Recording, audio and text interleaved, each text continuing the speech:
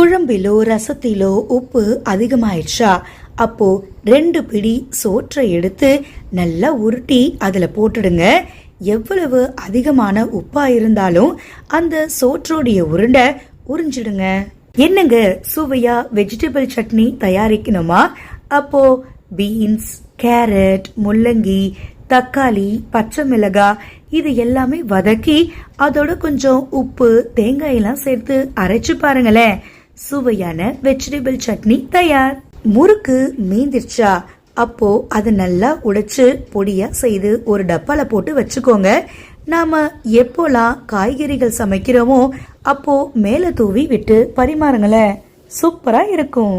பூரிக்கு மாவு பிசையும் போது நல்லா வெதுவெதுப்பான சுடுநீர்ல உப்பு, தேவைக்கேற்ப சர்க்கரை, எண்ணெய் இதெல்லாம் ஊற்றி நல்லா பிசைந்து பூரி செய்து பாருங்க. பூரி